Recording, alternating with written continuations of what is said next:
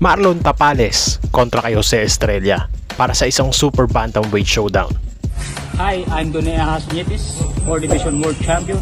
Please subscribe, Tontok Pilipinas. Ngayong linggo, umaga dito sa Pilipinas, isa na namang pagsubok ang haharapin ni Marlon Tapales patungo sa kanyang pangarap na World Championship. Susubukan ng ating kababayan na lusutan si Jose Estrella sa isang 8-rounder fight na gaganapin dito sa Dignity Health Sports Park sa Carson, California. Sila ay undercard ng Jermall Charlo versus Brian Castaño na isa sa mga inaabangan ng boxing world na bakbakan ngayong taon.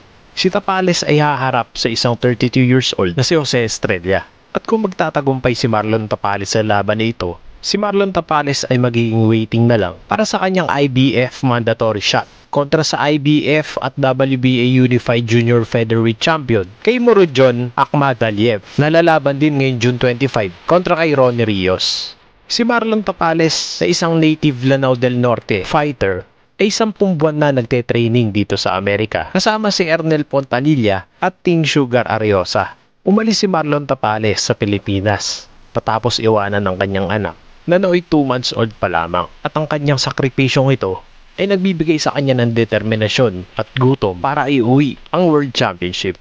Yan ang sabi ng WBO title holder noon at kayo rated number 9 ng The Ring Magazine sa 122 pounds or Super Bantamweight Division. Si Marlon Tapales ay may alias na Maranding Nightmare, may edad na 30, isang southpaw fighter na may height na 5'4" at may reach na 65. Siya ay tubong-tubod Lanao del Norte at binigyan siya ng rating ng BoxRec na 4.5 star. Wagi si Marlon Tapales kontra kay Hiroki Teshigawara via knockout na ginanap din dito sa Dignity Health Sports Park sa Carson, California. Siya ay naging co-main event ng Nonito Donaire kontra kay Raymat Globalio noong December 2021.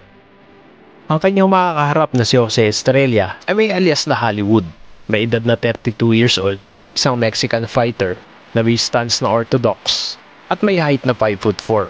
Siya ay tubong Tijuana, Baja California, Mexico. Bigo si Jose Estrella na manalo sa kanyang huling laban kontra kay Saul Sanchez. Natalo siya via knockout.